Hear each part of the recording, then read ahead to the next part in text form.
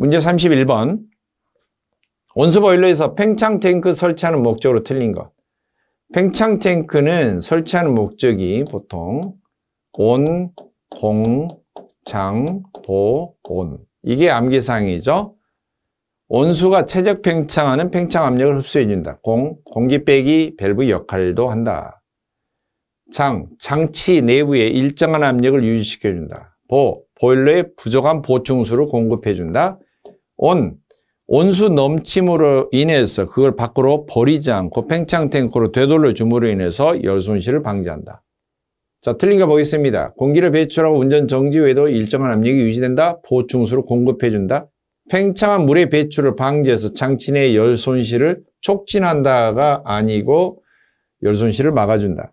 방지한다. 라번 운전 중에 장치 내를 일정한 압력으로 유지하고 온수 온도를 유지한다. 그랬는데요. 3번이 틀린 설명이 되겠죠. 문제 32번. 보일러의 증발량과 그 증기를 발생시키기 위해서 사용되는 연료량과의 비율을 뭐라고 그러냐. 증기량, 나오는 증기량과 연료 사용한 양을 나누는 거예요. 물론 단위가 증기량이 kg/h, 연료량이 kg/h라서 같은 위치가 아우아우 떨어지고요. 단위는 kg은 약분을 안 하는 이유는 증기는 물에서 비롯된 것이고 연료는 주로 기름이나 가스라서 상태가 다르죠. 성분이 다르죠. 그래서 그냥 단위가 kg/kg 이렇게 사용이 되고 더 구분을 자세히 하기 위해서 분모를 kg 연료 이렇게 사용하기도 해요. 이건 뭐라고 그러냐면은 이것은 증발배수라는 용어로 부릅니다. 증발배수. 이렇게 계산해 본 것을 증발배수라고 뜻은 연료 1kg을 떼면 연소시키면 증기가 몇 kg씩이나 나올까? 이것을 뜻합니다. 답은 4번이고요. 그 다음에 보기 중에 증발율이 나오는 것은요. 증기가 나오는 양이 전열 면적 1제곱미터당 얼마씩이나 나올까? 전열 면적으로 나눠본 거예요. 그래서 증기량이 kg/h이고 전열 면적이 제곱미터이기 때문에 단위는 kg/제곱미터. 그래서 전열 면적 1제곱미터당 발생하는 증기량을 전열면 증발율 또는 그냥 증발율 그렇게 부릅니다. 이것도 계산하라는 시험 문제가 잘 나오긴 하죠. 33번 복사난방 장점을 설명한 중 틀린 것. 가번 실내 온도 분포가 비교적 균일하고 쾌감도가 좋다. 바닥면의 이용도가 높다. 실내 평균 온도가 높아서 손실 열량이 크다. 그랬는데요. 실내 온도는 낮죠. 방열기를 아주 뜨겁게 막 사용하는 것보다 낮죠.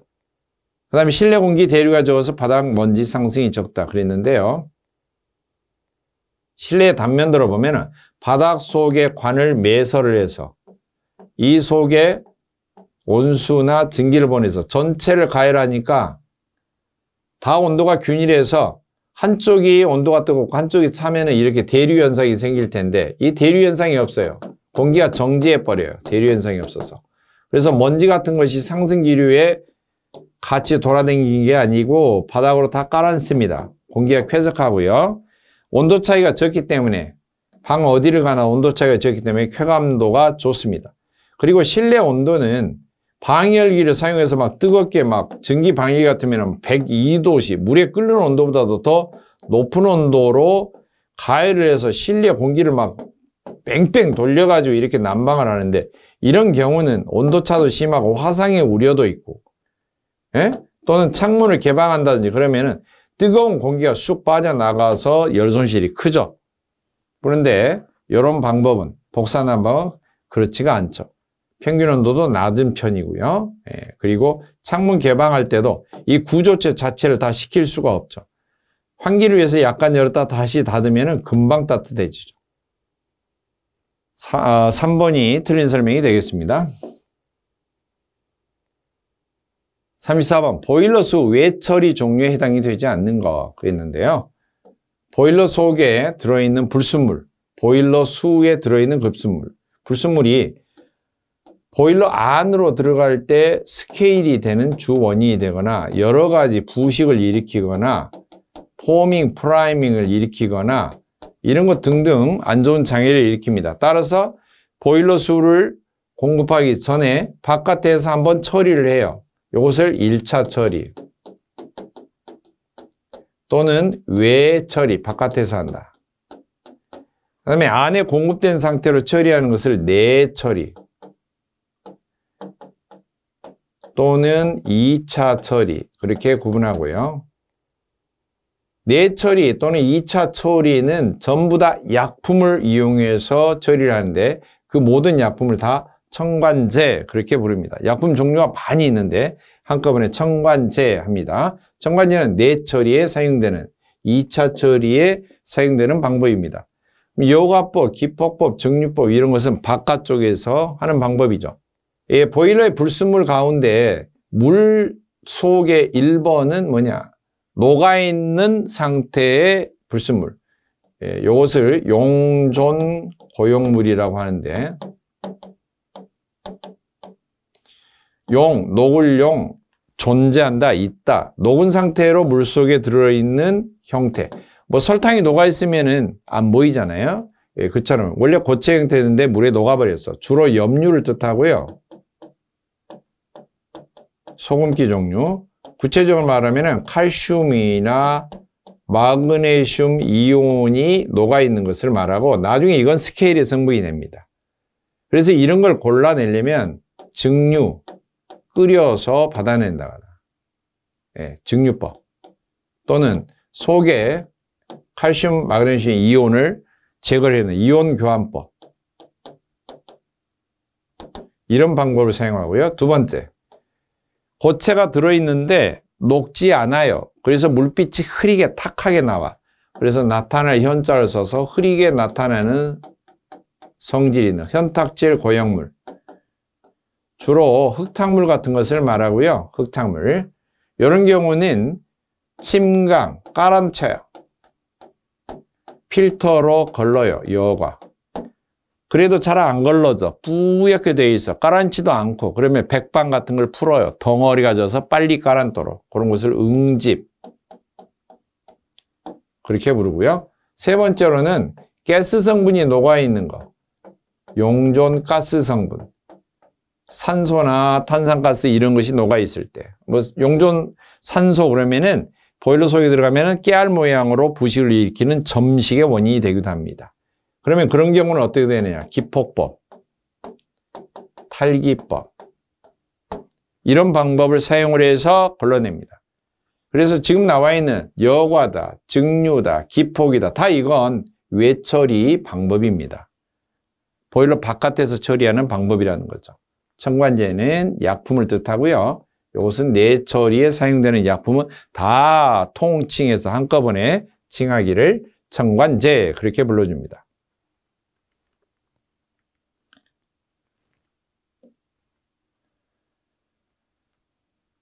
자, 그 다음 35번 보일러 운전 정지 순서 중에서 1차적으로는 연료 공급을 차단하고 두 번째 2차적으로 조치를 취해야 되는 거 그랬는데요. 공기의 공급을 정지한다. 분무용 공기입니다. 정확하게 하면은 분무용 공기를 정지한다. 그리고 주전기 밸브 닫고 수면에 안정되기를 기다리고 드레인 밸브 열어놓고요. 응축수 배출하고요. 최종적으로 연도 쪽에 댐퍼를 닫아서 외기 침입을 막는다. 그래서 나번이 답이고요. 연료 차단, 연소용 공기 차단, 주전기 밸브 닫고 댐퍼를 닫아서 외기를 차단. 만약에 이걸 열어놓으면은요, 주로 겨울철에 보일러를 많이 사용하기 때문에 영하의 차가운 공기가 연도를 타고 굴뚝을 타고 연도로 침입해서 본체까지 들어오게 되면 밤중 내내 그렇게 차디차게 되어서 본체가 동파될 우려가 있겠죠. 36번 보일러를 옥내에 설치할 때 소형 보일러나 주철제 보일러의 경우에 보일러 동체 최상부로부터 천정이나 배관 등 보일러 상부에 있는 구조물까지 거리가 몇 미터냐? 실내를 보면 옥내에 보일러가 이렇게 설치가 되어 있으면은 이런 보일러 상단 또는 이렇게 배관이 되어 있으면은 이 배관의 상단하고 몇 미터하고 천정 떨어져 있어야 되냐? 기본이 1.2m예요. 단 소형 보일러 이것에 반절로 하면 됩니다. 그러니까 0.6m가 답이 되겠죠. 37번 보일러 성능 시험에서 강철제 증기보일러 증기 건도는 몇 퍼센트 이상이어야 되느냐? 98%. 실측하는 것을 원칙으로 하되 강철제 증기보일러는 98%. 주철제는 97%. 그래서 주철제 보일러, 강철제 보일러 틀리고요. 강철제 보일러는 98% 이상, 주철제 보일러는 97%를 적용을 한다. 38번 어떤 건물의 난방 부하가 15,000kcal/h입니다. 이 건물에 설치할 증기 방열기 섹션 수, 조각수를 말이죠. 쪽수. 방열기 1섹션의 표면적이 0.15제곱미터고 방열량은 표준 방열량을 한다. 자, 난방 부하식 보면은 방열기에서 계산한 것은 방열기 면적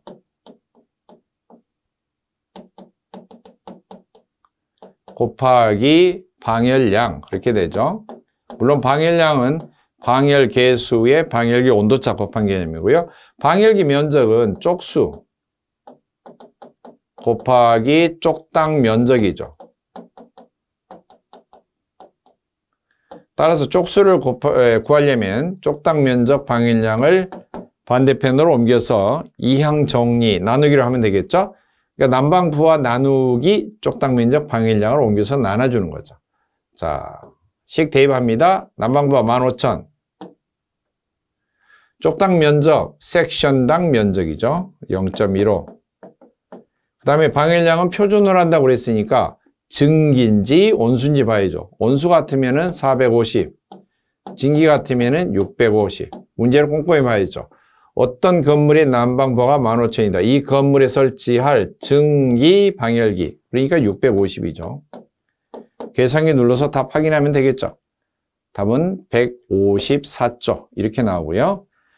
153.85가 나오는데 5가 소수점 밑에 5가 넘어서 반올림을 한다기보다는 소수점 밑에가 숫자가 무조건 나오면 무조건 올림으로 계산합니다. 방열기 쪽수는. 예를 들면은 153.4쪽 나왔어. 그러면은 0.5 밑에라고 해서 이걸 떨고 153쪽 하면 안 되는 거예요. 0.4쪽 부족하기 때문에 열량이 발산이 안 되는 거죠. 덜 되는 거죠.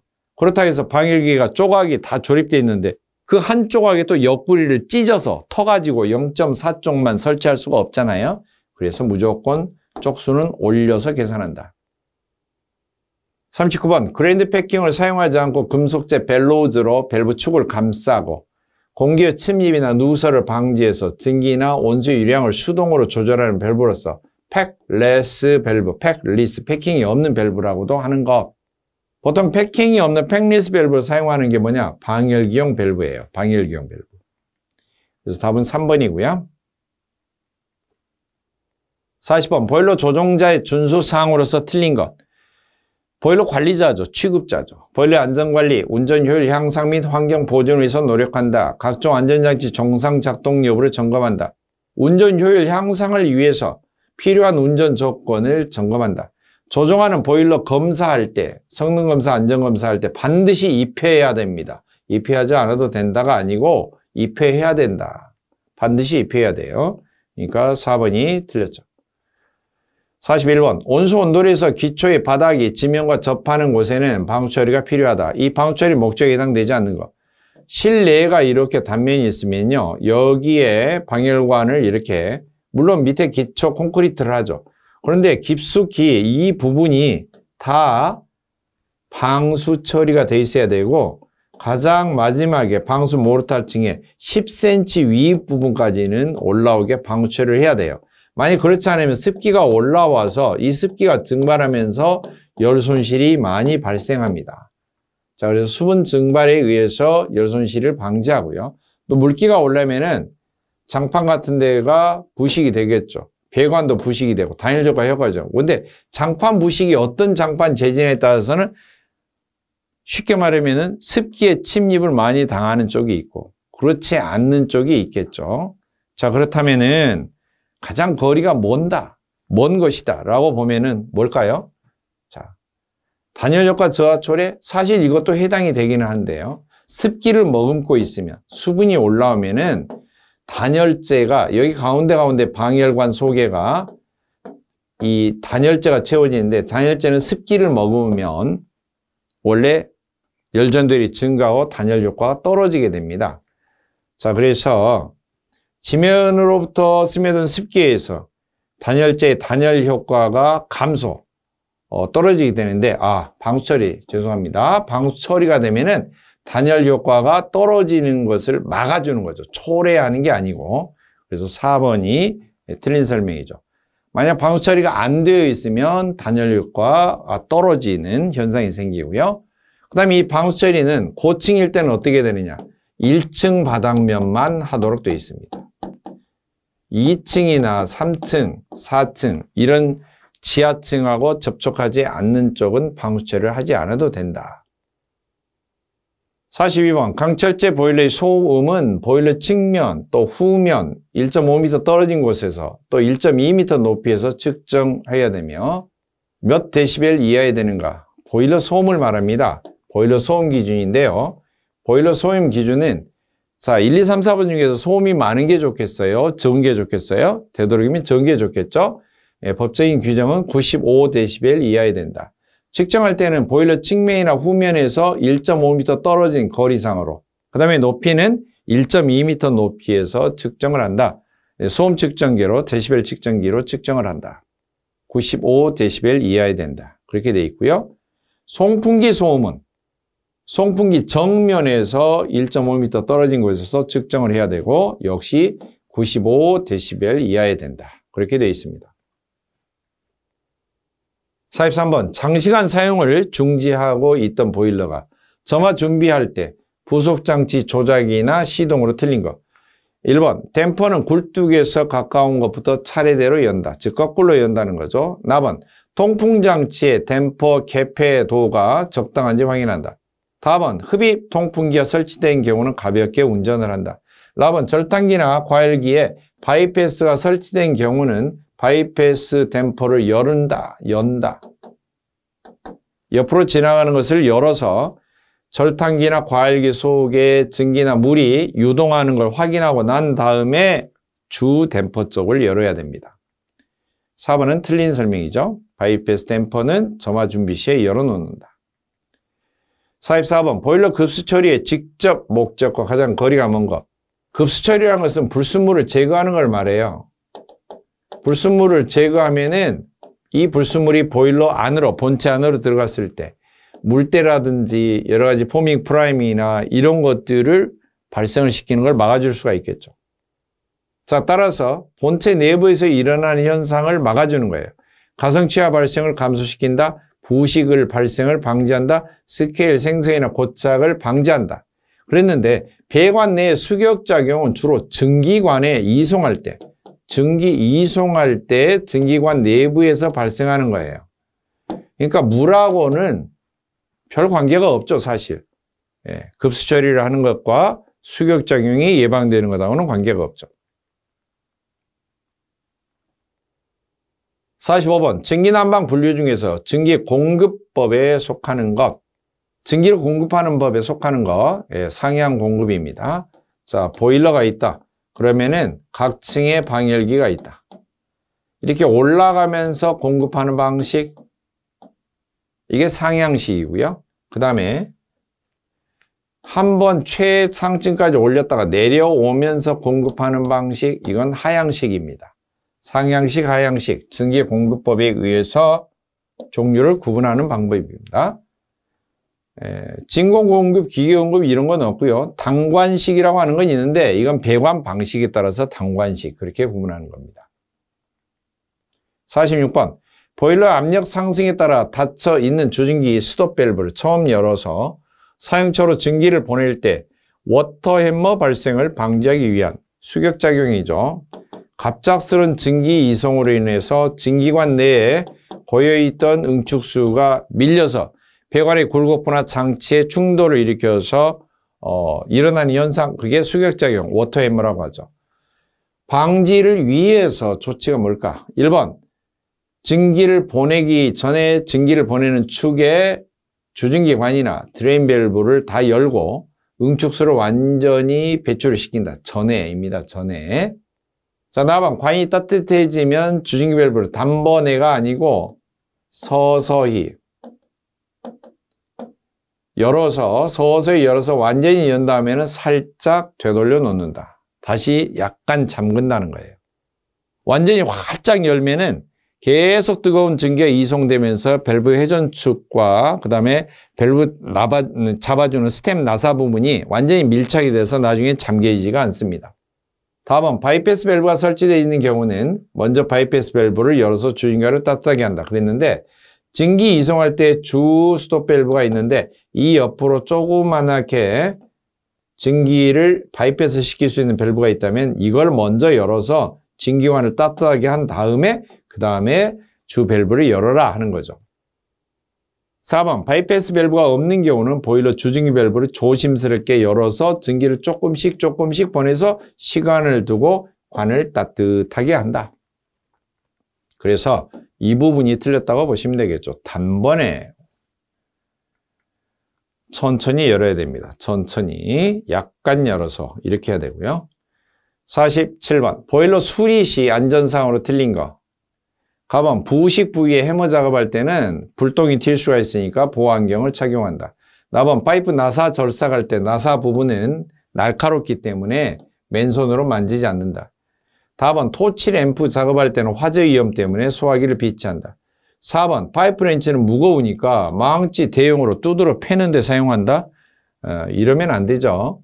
공구를 망치 대용으로 사용하면 안 되겠죠. 작업 공구를.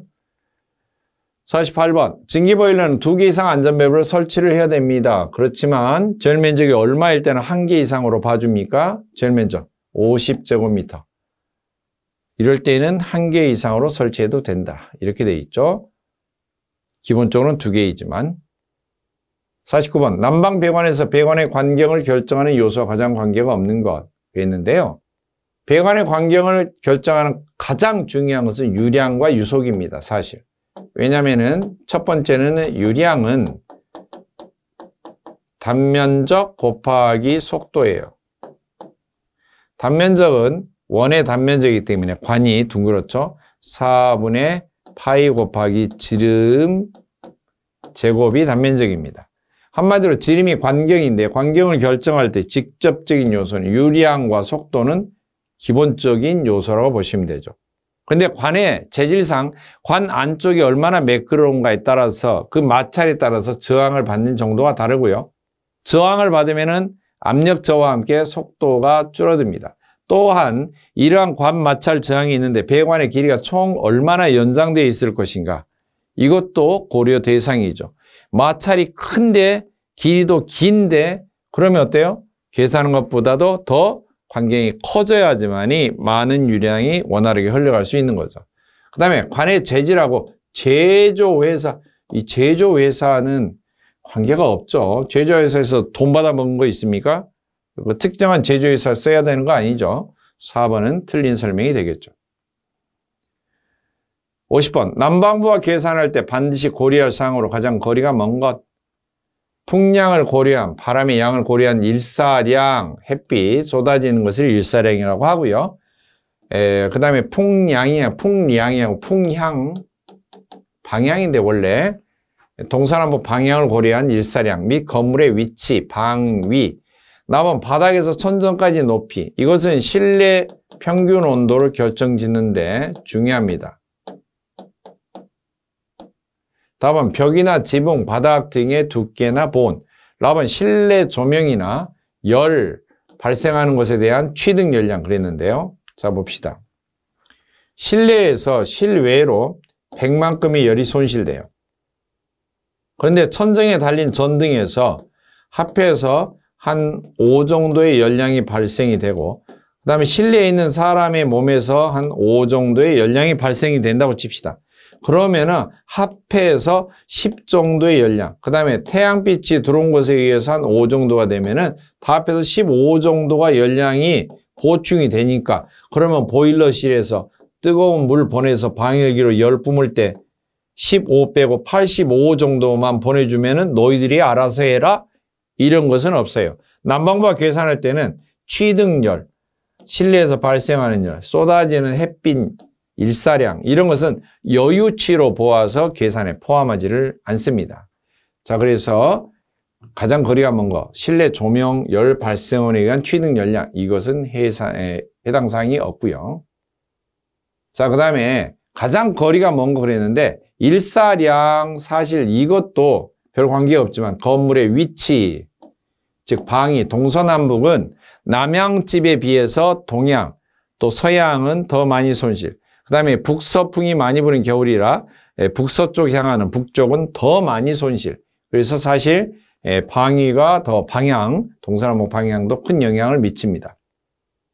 보시면 실내 제실자, 사람 몸에서 체온에 의해서 발생하는 열, 실내 조명기구 등에서 방출하는 열은 여유치로 보아서 난방부와시 계산을 하지 않는다 그랬는데요. 사실 가번도 뒷말은 맞는데 앞부분에 일사량 이런 부분도 사실은 조금 애매한 표현이죠. 그리고 뒷말을 빼고 햇빛이란 말을 빼고요. 틈새 바람, 풍량 말고 더 구체적으로 창문이나 이런 문틈이나 이런 데로 스며드는 틈새 바람을 고려한 그러면은 그것은 손실이 되니까, 확실한 손실이 되니까 난방부 계산 시 반드시 고려될 사항으로 되겠죠. 자, 51번. 보일러에서 열 효율 향상 대책하는 방법으로 틀린 것. 손실을 최대한 억제한다. 운전 조건을 양호하게 좋게 한다. 연소실의 온도를 높여서 연소가 잘 되게 한다. 낮춘다 그러면 안 되죠. 냉각이 되면은 연소가 잘 되지 않습니다. 4번 연소장치에 맞는 연료를 사용한다. 다 옳은 말이고요. 정답 확인하면 3번이 틀린 설명이 되겠죠.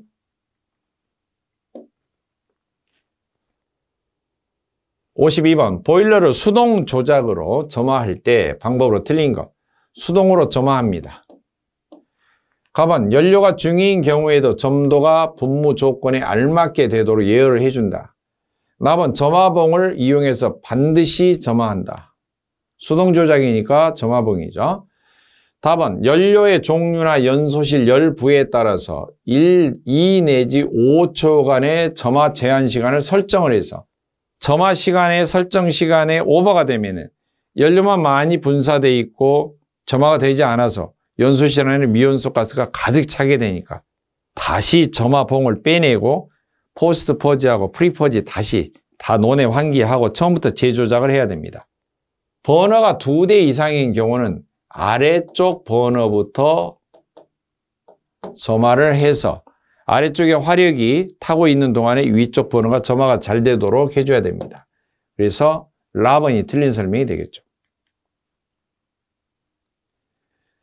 53번 수면계 점검하는 순서 중 가장 먼저 해야 되는 사항으로 적당한 것. 수면계 점검이라고 하는 경우는 보일러 본체가 있으면 보일러 본체에 증기가 통하는 관, 물이 통하는 관을 바로 수면계에 연결하는 게 아니고 중간에 물기둥을 한번 둬야 돼요. 이게 수주고요.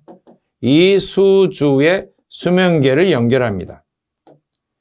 그래서 증기 통하는 쪽에 증기 코크, 물 통하는 쪽에 물 코크, 그리고 수주나 이 수면계가 찌꺼기나 이런 게 쌓일 때 빼줄 수 있는 드레인 코크 또는 드레인 밸브가 설치되어 있어요. 지금 수면계 점검은 증기 쪽, 물 쪽이 잘 통하는가를 보는 겁니다. 따라서 이걸 닫고 이걸 열어서 물을 빼낸다가 가장 첫 번째 조건이죠. 적당한 거 보겠습니다. 드레인 코크를 닫고 물 코크를 연다. 물 코크를 열고 통수관을 확인한다. 물 코크, 증기 코크를 닫고 드레인 코크를 연다. 이게 첫 번째 취하는 거죠. 다 물 빼고요. 물 빼고 그 다음에 물 코크 열어서 물 통하는 거 확인한 다음에 잠그고, 증기 코크 열어서 증기 통하는 거 확인한 다음에 잠그고, 물 코크 열어서 서서히 물 올라온 거 확인하면은 증기 코크도 서서히 열어야죠. 물론 드레인 코크 마지막에 잠그고요. 자, 2개 잠궜어요. 열고 물 빼냅니다. 그러면 여기 열린 채죠. 드레인. 물 코크를 잠갔던 걸 열어요. 살짝. 그러면 물이 통하는 거 확인하고 잠궈요. 증기 코크 열어요. 열고 증기가 나오는 거 확인하고 잠궈요. 그 다음에 드레인 코크를 잠굽니다. 그 그럼 다 잠겨져 있죠? 물코크 열어서 서서히 물이 올라오도록 합니다. 그 다음에 증기코크를 서서히 열어서 두 개가 통하도록 합니다. 이렇게 하면은 점검이 끝나는 거예요. 그러니까 답은 3번이 가장 먼저 해야 될 일이겠죠. 자, 보시면은 증기코크, 수코크, 드레인코크 이렇게 되어 있는데요.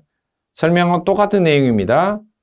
지금 맨 먼저 잠그고 열어서 쭉 빼내는 거죠. 그 다음에 이게 그대로 열린 채로 놔두고 물코크 열어서 통하는 거 확인하고 잠그고, 증기코크 열어서 통하는 거 확인하고 잠그고, 그 다음에 드레인코크 잠근 다음에 물코크 열어서 물 올라오게 하고 증기코크 열어서 증기 통하게 하고, 이렇게 하면 됩니다. 54번. 철금속 가일로란 단조가 가능하도록 가열하는 것을 주목적으로 하는 노로서, 가열하는 화로라는 거예요. 단조가 가능하도록 이 말은 시골의 시장의 대장간에 쇳덩어리 빨갛게 달궈진 불 속에 넣었다가 빼면은 뻘건 쇳덩어리를 모루 위에 놓고 망치로 두드려가면서 형상을 잡고 두드려서 만들죠. 두드려서 제조하는 게 단조입니다. 이처럼 단조가 가능하도록 가열하는 것을 주목적으로 하는 노로서 전격 용량이 몇 킬로칼로리 퍼 아워를 초과하는 것을 철금속 가열로로 쳐주냐 하는 거예요. 50만 킬로칼로리 퍼 아워. 50만 킬로칼로리. 이게 이제 킬로와트로 뭐 계산한다 그러면은 전격 용량 0.582로 메가와트 이렇게 돼 있고요. 킬로칼로리를 계산하면 50만 킬로칼로리. 이것을 철금속 가열로라고 법적인 규정인 용어에서 정의를 하고 있는데요. 메가와트로 하면은 0.582로, 메가가 100만이기 때문에 이걸 그냥 와트로 고치면요 0.582로 곱하기 100만 하면은 공 6개죠. 그러니까 0.585에 공이 6개니까 하나, 둘, 셋, 넷, 다섯, 여섯. 자, 그러면은 58만 1,500 와트가 되겠죠. 자, 이것을 킬로와트로 하면은 소수점 하나, 둘, 셋, 581.5 킬로와트가 되는데요. 왜 킬로와트로 해보느냐? 1킬로와트당 열량으로 하면은 860 킬로칼로리 퍼 아워로 환산이 되죠. 그러니까 581.5 곱하기 약 860 하면은 50만 킬로칼로리가 나온다 이거예요. 50만 킬로칼로리. 그러니까 두 개의 단위가 조금 다르게 되어 있지만 법적인 용어로서 이렇게 용량이 정의가 되어 있습니다. 55번. 열사용 기자재 관리 규칙에 의한 특정 열사용 기자재 중에서 검사를 받아야 되는 검사 대상기, 검사 종류가 아닌 것. 처음에 만들었을 때 제조 검사. 그리고 판매를 해서 현장에 설치하면 설치하자마자 설치 검사. 설치 검사가 끝나고 나면은 해년마다 정기적으로 검사를 받아야 되는 계속 사용 검사. 그 다음에 보일러의 용량을 변경시켰다거나 연소실 구조, 연소 방법 자체를 크게 바꿨다. 기름 보일러가 가스 보일러로 바뀌었다. 이런 경우는 뜯어 고쳤다고 해서 개조 검사. 그 다음에 사용을 하는 도중에 설치 장소를 다른 데에다 옮겨가지고 설치했어요. 설치 장소 변경 검사. 이런 종류들을 받아요. 그러니까 종류가 아닌 것은 유효 검사라고 하는 검사 종류는 없어요. 유효 검사.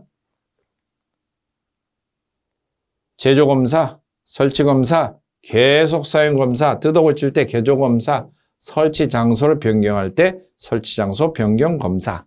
이런 종류들이 있습니다. 56번. 에너지용 합리화법 시행 영상 에너지 다소비 사업자. 에너지를 많이 소비하는 사업자가 누구냐? 연료나 열, 전력을 연간 사용량 합계를 석유 발열량 톤으로 환산해 본 것. 석유 환산 톤을 TOE라고 합니다. 석유 환산 톤. 석유의 발열량으로 바꿔본 거예요. Ton of Equivalent. 연간 2000TOE 이상 사용하는 사용자들은 에너지 다소비 사업자로 지정을 하고 시도지사한테 해년마다 1월 31일까지 전년도의 에너지 사용량 그리고 올해 해당 연도의 사용 예정량 이런 것들을 다 서류로 해서 보고를 해줘야 됩니다. 문제 57번 에너지용 합리화법의 목적이 아닌 것 에너지를 이용을 하되 합리적으로 하자 이거죠. 가번 에너지용 수급 안정을 기한다. 에너지의 합리적이고 비효율적인 이용을 증진한다. 비효율적으로 쓰면 안 되겠죠. 효율적으로 사용을 해야 되겠죠.